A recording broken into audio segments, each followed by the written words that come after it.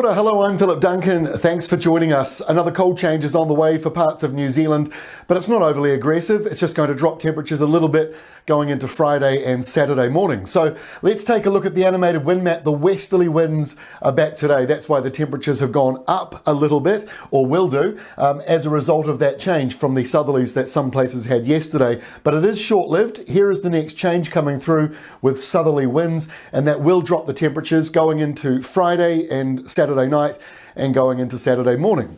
And then it warms back up again because the weather pattern is all over the place at the moment. So let's take a look and see what's happening on Friday. There is the high pressure system. There's that southerly change coming up into the North Island by lunchtime, and it reaches northern areas sort of later in the day. Not very significant for the top of the country, but you will still notice a temperature drop, but it's really the South Island that will feel it the most, and Wellington with southerlies and some wet weather coming through as a result of that. But there are more westerlies building, so this is not the end of the westerlies.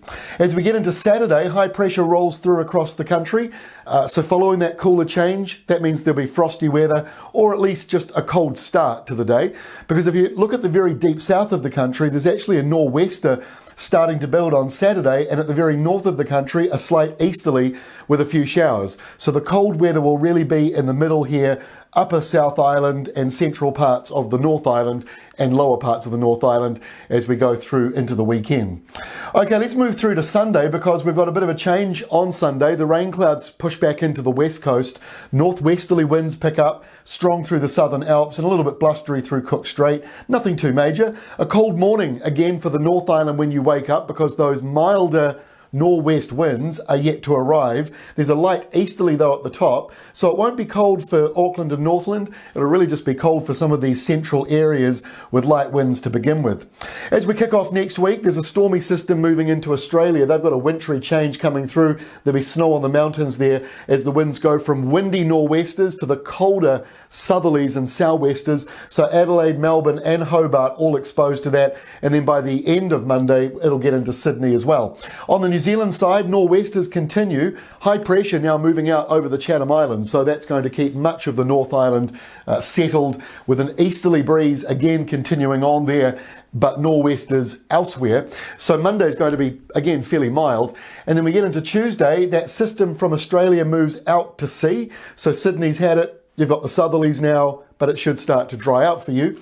And on the New Zealand area, not a great deal of change actually from where we were on Sunday. Rain on the west coast, but windy through the southern Alps and Cook Strait, and still those easterlies at the top of the country. So not a great deal of change in the New Zealand area from Sunday through to Tuesday.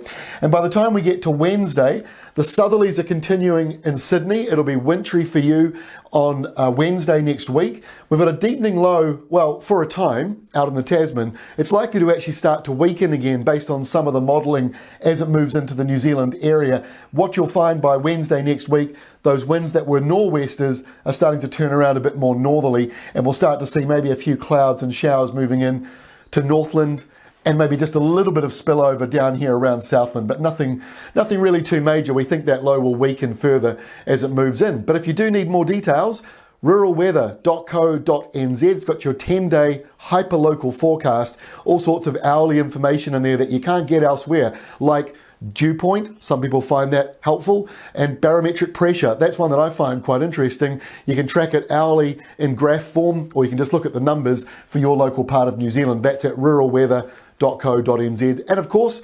weatherwatch.co.nz for everything else. That is all from me. We'll see you again tomorrow, Friday, with our next lockdown update.